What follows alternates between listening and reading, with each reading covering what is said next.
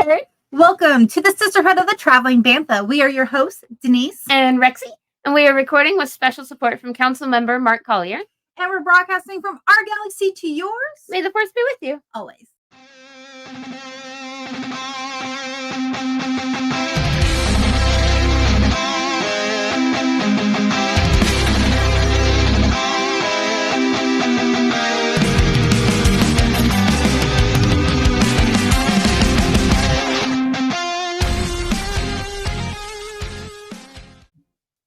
Hey, Herd.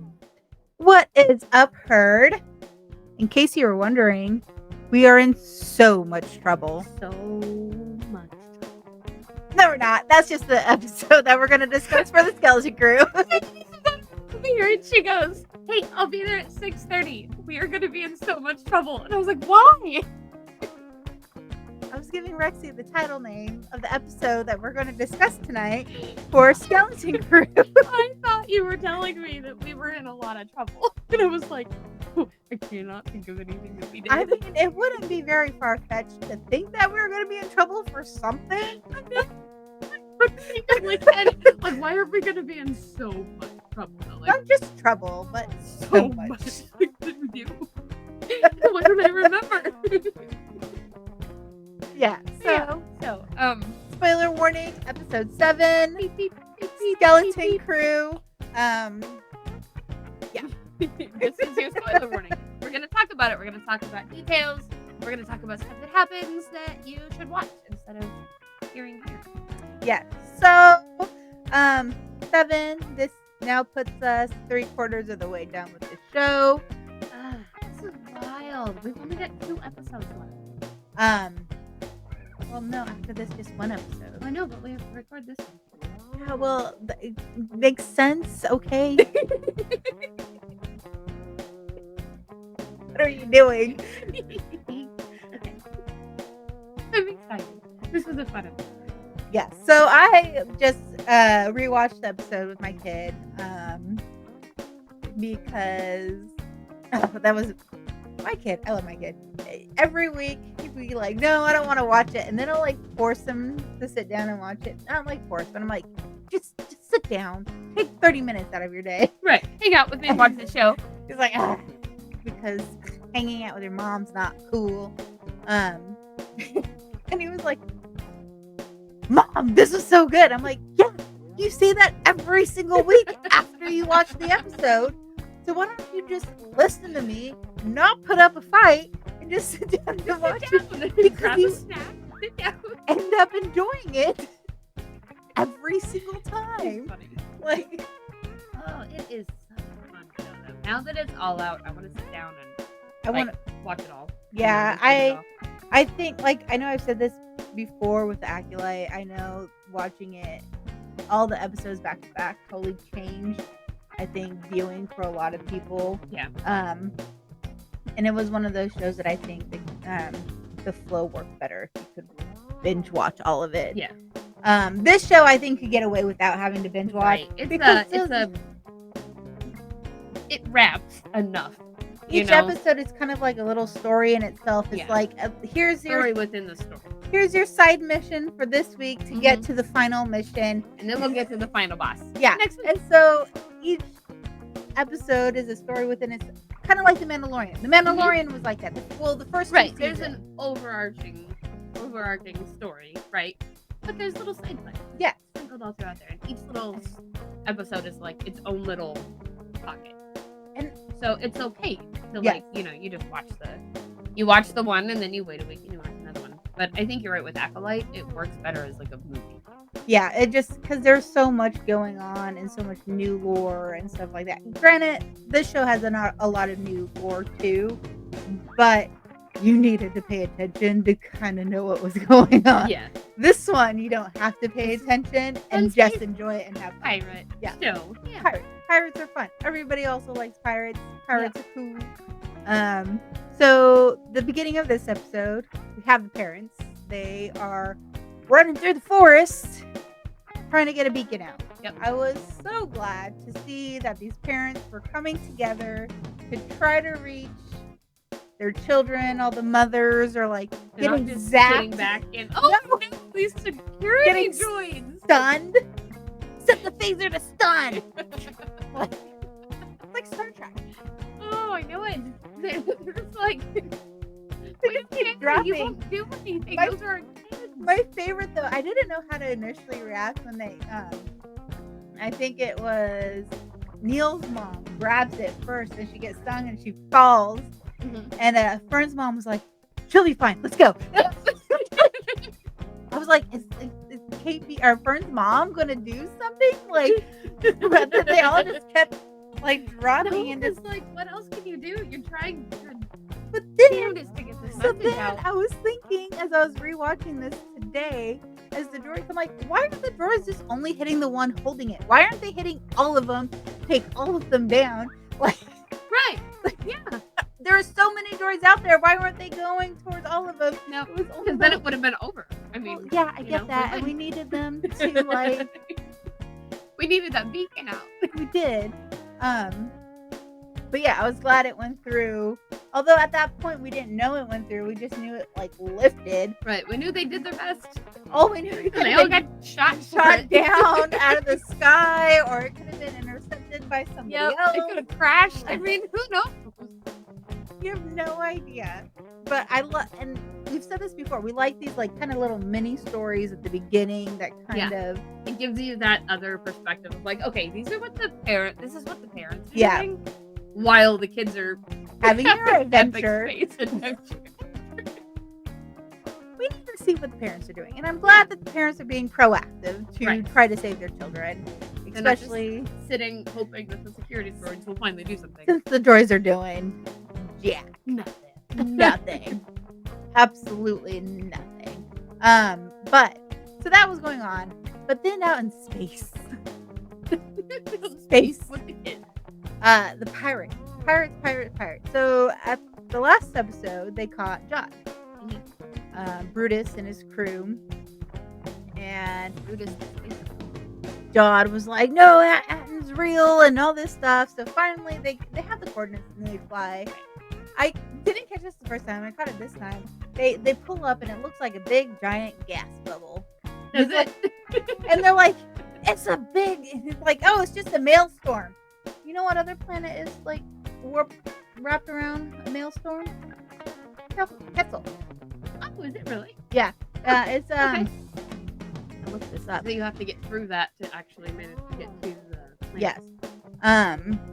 But yeah, it so it made me think of the Kessel, which was also surrounded by, it was called pop-ups, sorry.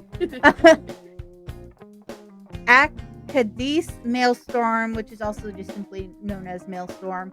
It is a cluster of matter containing interstellar gas, carbon bergs, ice chunks, and other large debris that's around. Yeah.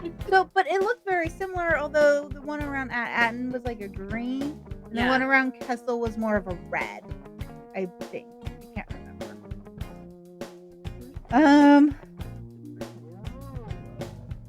We can take a look. But yeah, so it made me think of not Esperon. But see, the image might not show the maelstrom around it.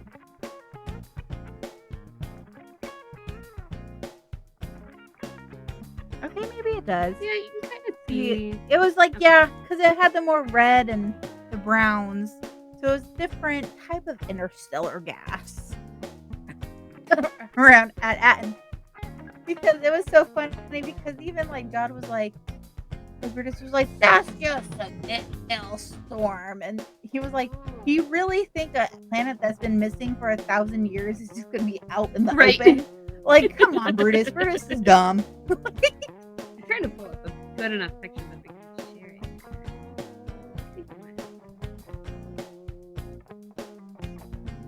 Alright.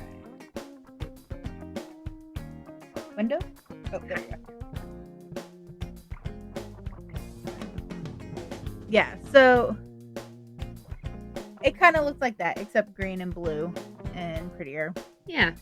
This one kind of looks like a turd. You can see all the red and orange. It's very like fiery.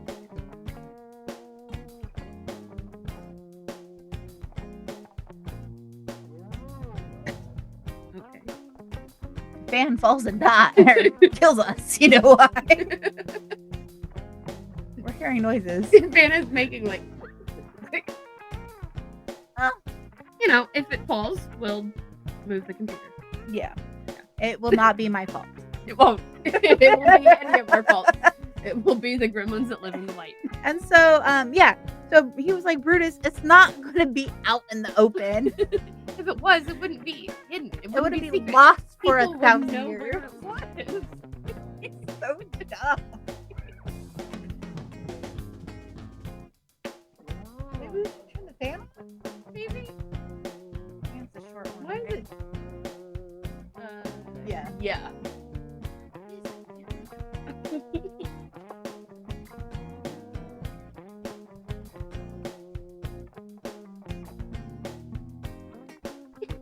I fixed it. Thank you. I fixed it. No, it won't fall on us. Look at Eric's look at it when we get done. Pop off our heads with the fan. Right? Be like in the scene in the second episode or third episode of a Skeleton Crew when they're trying to escape the port. Wire goes flinging. Yeah. But yeah, so then we have of course there's more fighting. Oh, I was so glad John didn't personally go down to try to test the maelstrom to go through because the pirate got blown up in the ship. Yep, that would have been John. You know. But it makes sense that he wouldn't go. And they also didn't trust them. They weren't going to send down the one guy who knew how it worked and then just have him go down there and have them bring up an entire army potentially and shoot down these pirates. Like, I guess maybe Brutus was smart in that aspect. That makes sense. They just use a disposable pirate. Yeah. Have you noticed? Disposable pirate. He was. I like it. Disposable pirate, but have you noticed? Why are all the pirates the ugly, like, sentient? They're not pretty looking ones. Do you ever see a pretty or good looking pirate? Not in Star Wars. What about in, like, even Pirates of the Caribbean? If you're gonna say Johnny Depp, I'm gonna have to say nope. He doesn't do it for me. I think he looks gross. I mean, Keira Knightley was a pirate. She wasn't brought up as a pirate.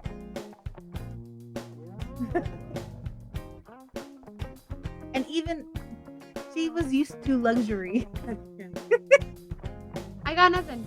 No, you know what? I bet it's not so much that just the unattractive beings go off to be pirates. I bet it's the lifestyle that kind of makes them become unattractive. You know, maybe. Like not having really the opportunity but to in like be Star clean. Wars, it's primarily certain like aliens that are pirates. Like the werewolf.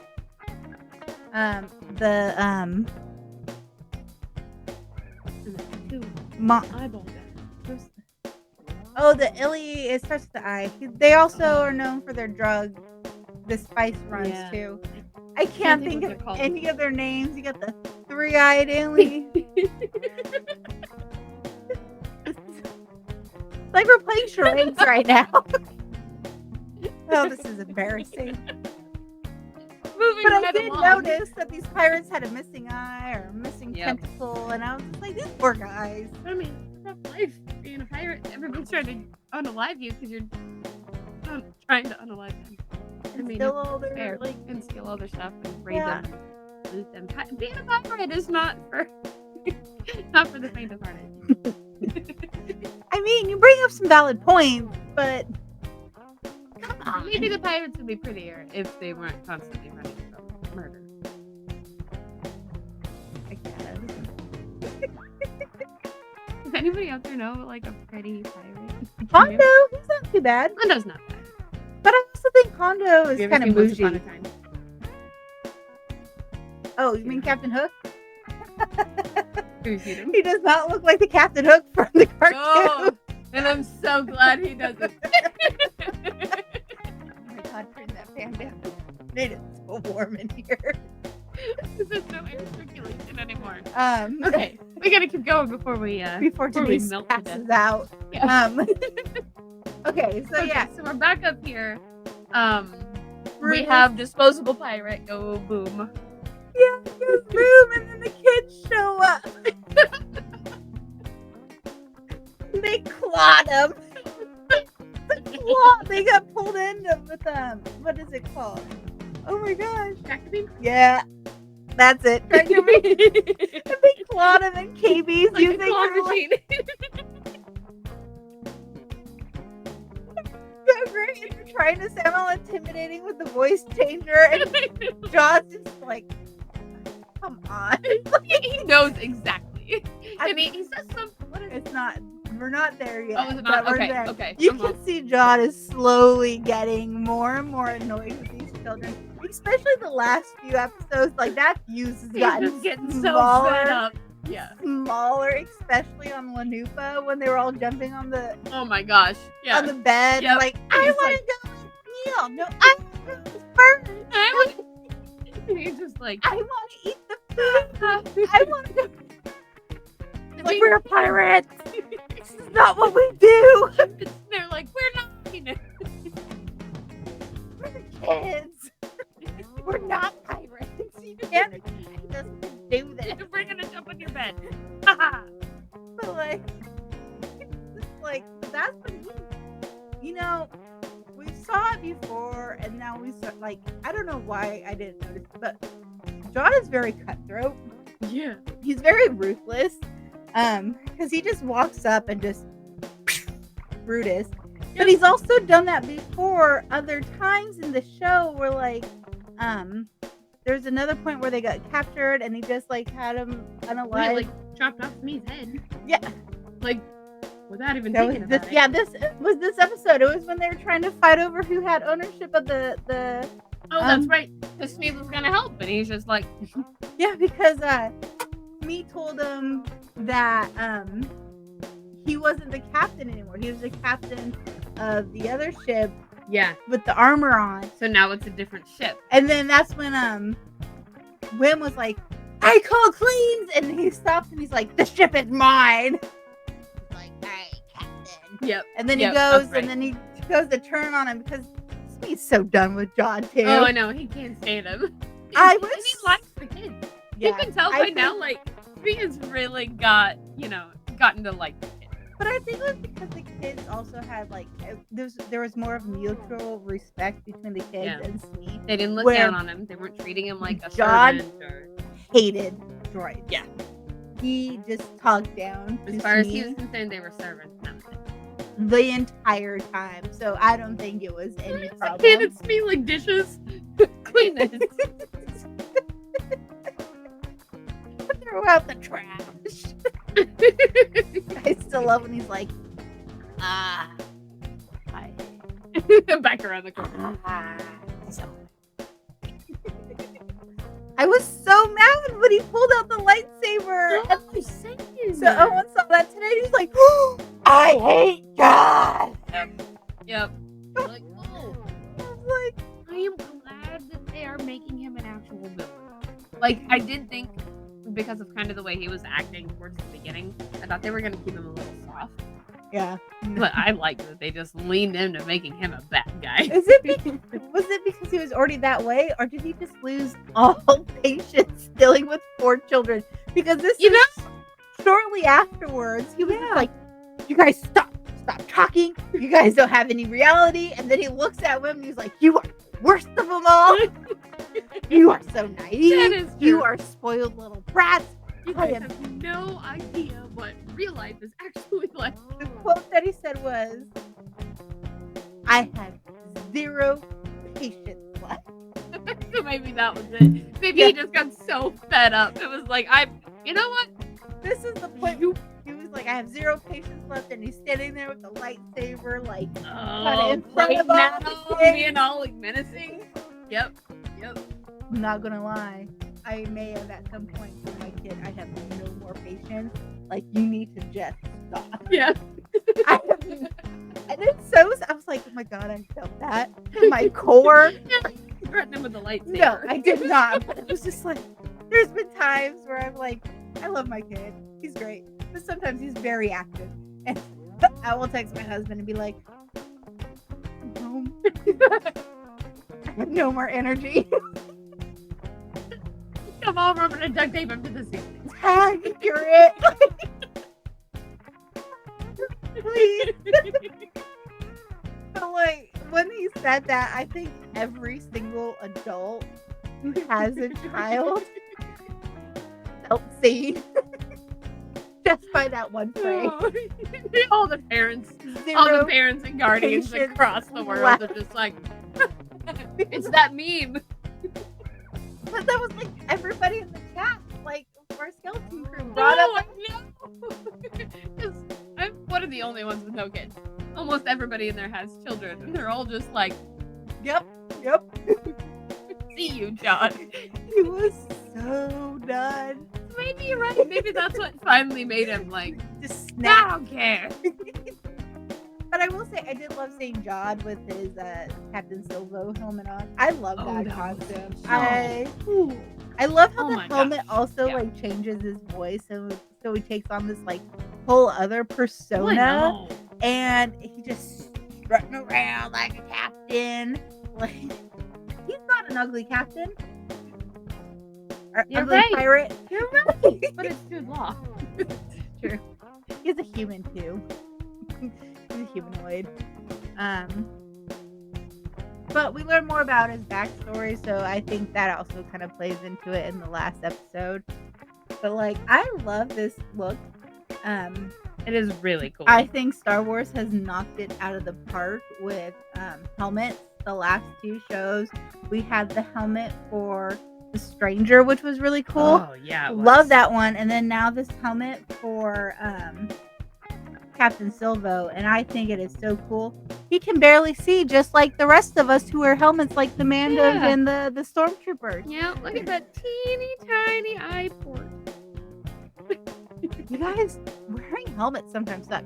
So because all the kids that were there to like help or visit or whatever, like knee height, you can't see past like your chest. No, I like sometimes have to walk and stick out my neck so I can kind of like see underneath, because I'm also wear glasses and have a hard time seeing. So I posted up a video on TikTok, and it was Owen was throwing snowballs at me, and I took my helmet off to go and chase him, and somebody's like, "You're a Mando, you're not supposed to take your helmet off." I was like, to be fair, it's very limiting visibility, and I wear glasses. I didn't want to trip and fall on the ground, like, because I was out in like a field, so I had no idea what was underneath. So like, and then something, they're like, okay, fair enough. And somebody was like, oh come on, Beskar is supposed to be like non-break proof. I'm like, Beskar, yes. Cosplays, no.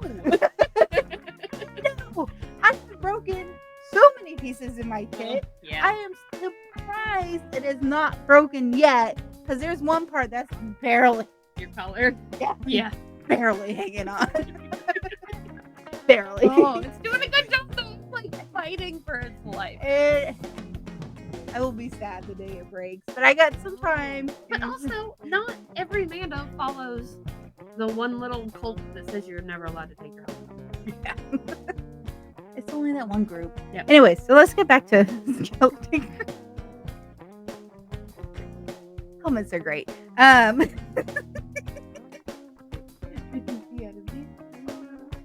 then that visor part right there really helps. Like, cause you kind of like.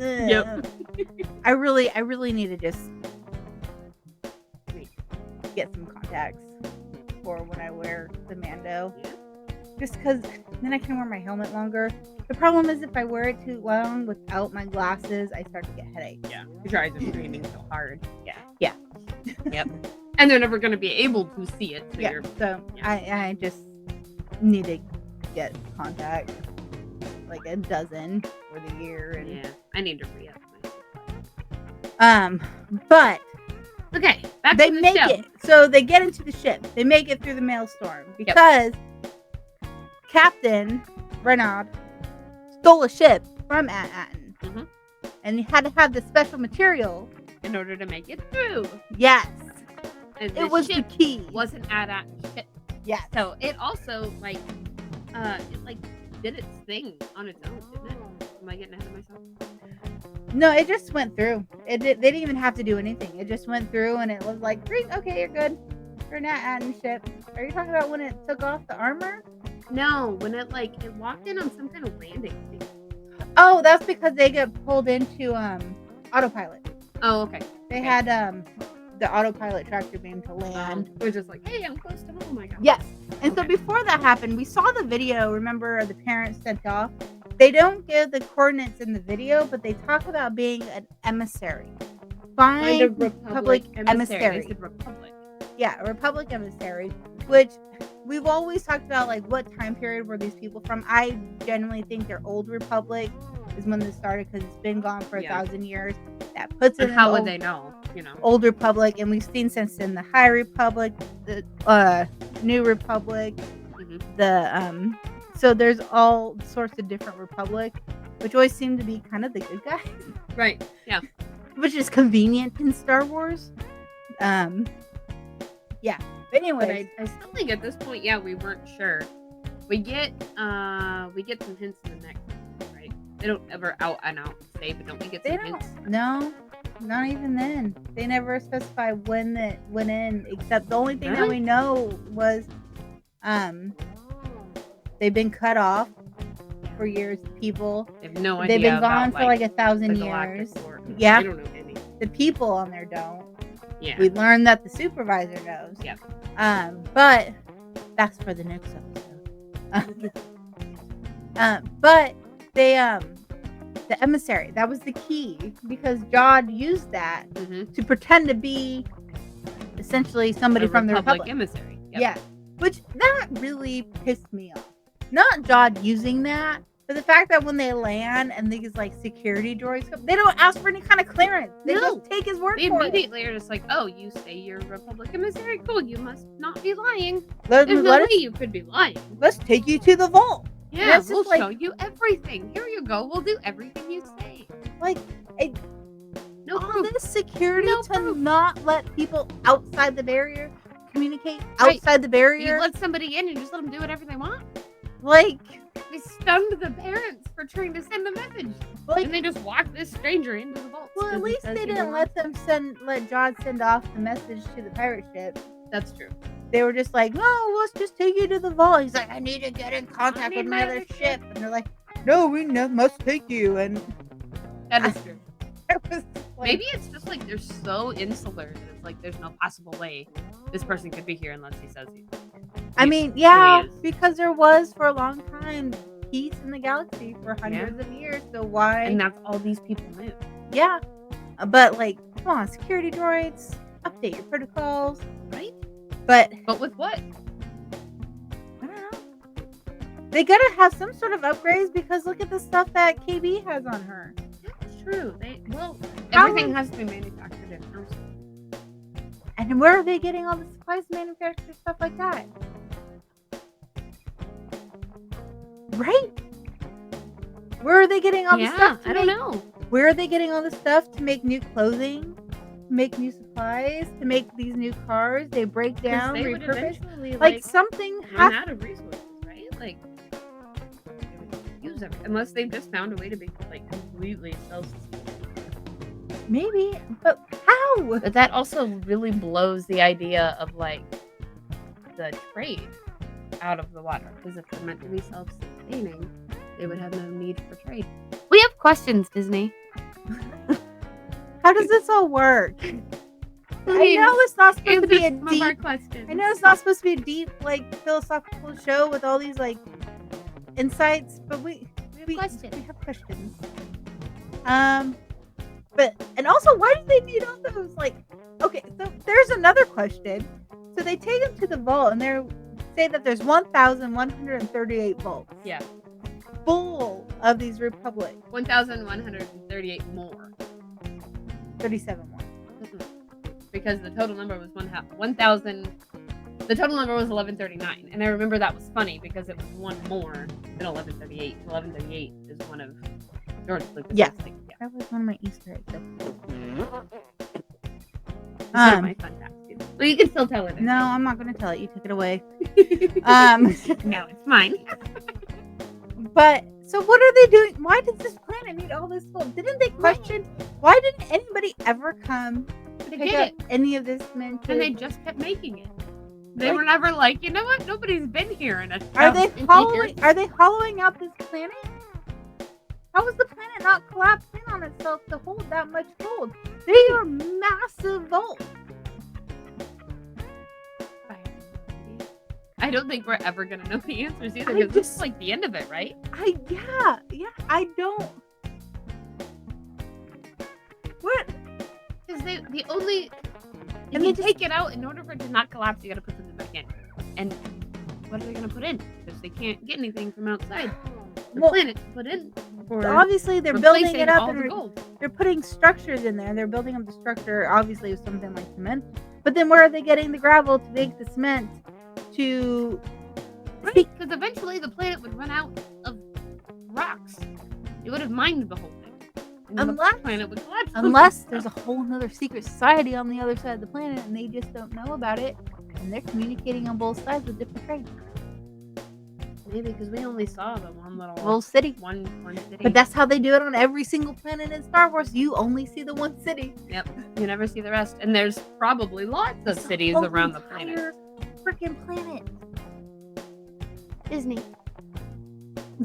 We have questions. There's so many questions. Please.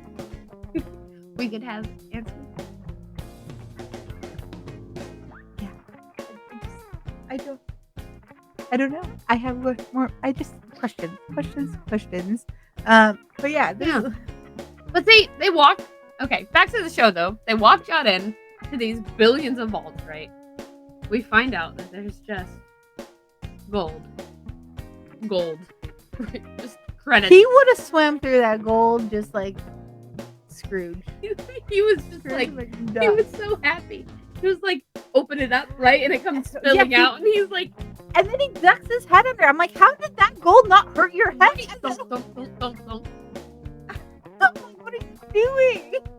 Did they teach you how that is? So we can like pretend to be like bathing? I hope it actually jumped on him. I think that would be funny. What hurt? I mean, the chocolate was good. Yeah, see, they could have Star Wars sent me. Like, here, we'll just dump these chocolate ones on your head, and then you can take them home. But yeah, I was just like, we just need to make a big pool, and that. Yep. That's all we're missing. He was just so gleeful. And the kids, you know, are just...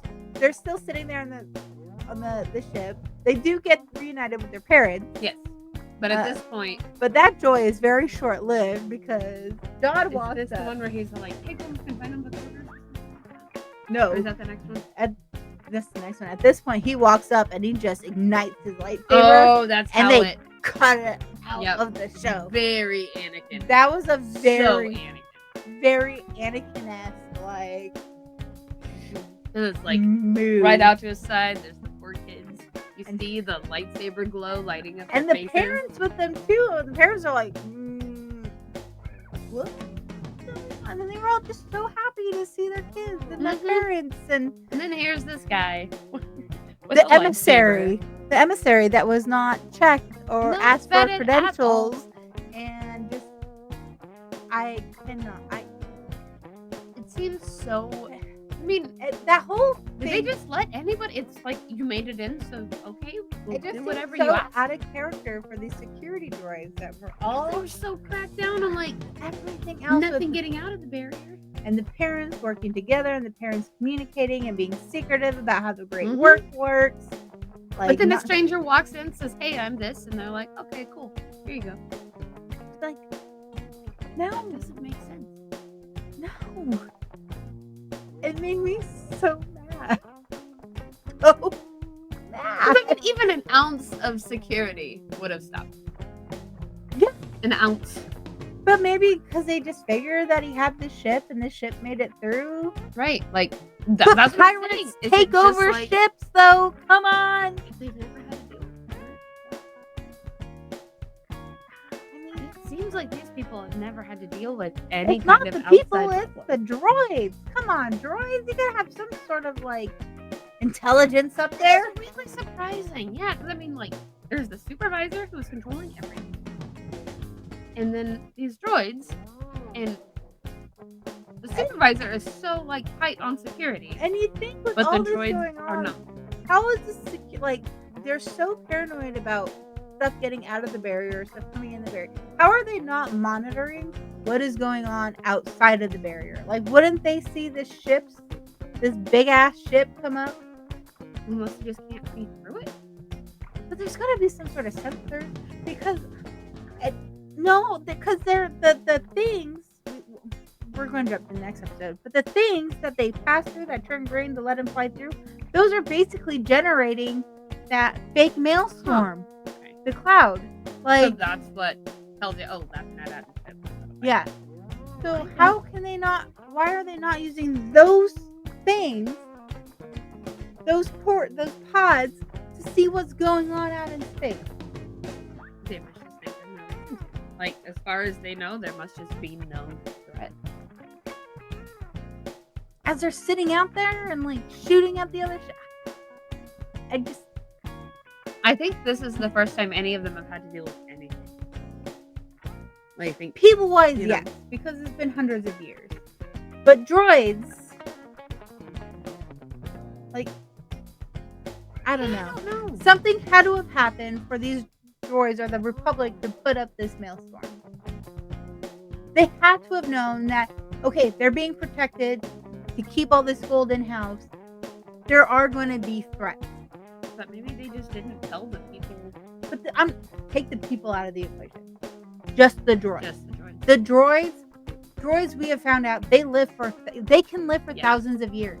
Like, how is this program not already there? And if they're building new droids, you think that programming from the initial droid would have been implemented and put into everybody's, like, programming. Unless that was never in the initial.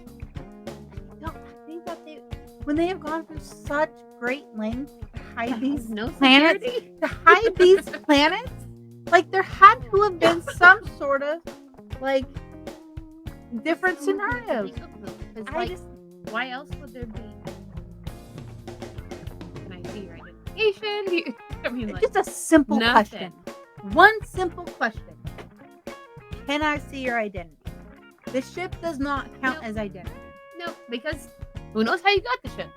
Unless also, how did they not realize that the ship was missing from before when the captain stole it? How did the captain get in there before? That's true, because he stole it and he wasn't from there. No. Or look, what if he was? Oh.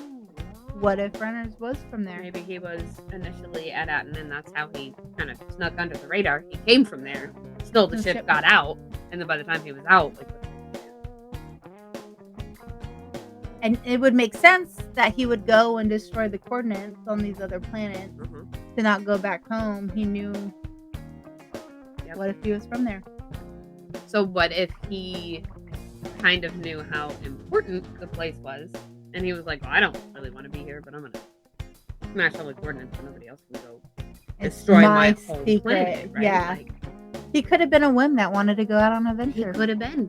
And if he was from there, like speculating he is, then he would have had people that he cared about on the planet that he wouldn't have wanted to see. He would have had places he liked, things he wouldn't have wanted to see destroyed or ransacked. Or it just him being greedy and didn't want to have anybody else go there, and he kept the coordinates to himself and would periodically go. Yeah. Maybe he would periodically go back. Like, we can write a whole nother thing about this dude going back and forth to get gold.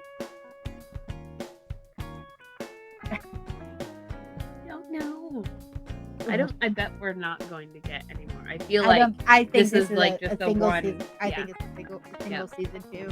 And I'm okay with that. I feel like it's a really good wrap up. They wrapped it up well. I just want to know more about this pirate lore. Because it's so cool. You guys started giving us like this really rad new like world within the Star Wars galaxy. I want more details. Yeah, I want more details too. There's only one more. Just one more. I wish this would have been a 12 episode. I would have liked 4 more episodes of fun piratey adventures.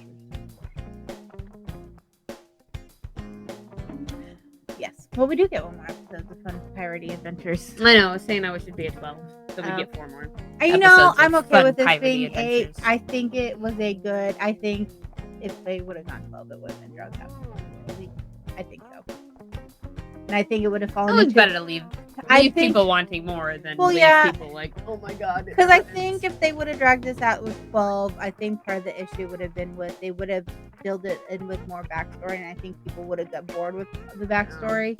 And I think this is so I know, but this is so like action based, and adventure based. You don't want a lot of storytelling. That makes sense. So keep it quick, keep it short. Let people be like, I want 4 more episodes instead of. So, join us next week. We'll have a special guest next week with us to discuss the final episode. We're super excited about that. We've got ArtCon coming up soon, yes. Yep, and that'll be a lot of fun. Still waiting to hear back from Missouri Comic Con. I don't know. We'll let you guys know when we know something. Yeah. Do you have any more fun facts, or was it just the one that I closed the page out on my phone, so. Oh, okay. Well, you can post them up on our socials or something. It is what it is. Finding the fun from our galaxy to yours. Always.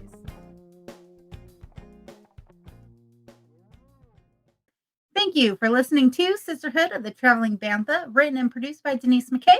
Edited and produced by Rexy Jupiter. Original logo designed by Tyler Rigney. Intro and outro music is provided by the Galactic Empire. You can find us on all streaming platforms at Travel and Bantha. And join our Discord for fun-filled galaxy chats. You can also sign up for our Patreon starting at just $3. You get exclusive episodes, merch, behind the scenes, and more. And a special thanks to all our Jedi Knight members and higher. We have Rooney, Michael Beavers, Mark Collier, and James Peake. From our galaxy to yours, may the Force be with you. Always.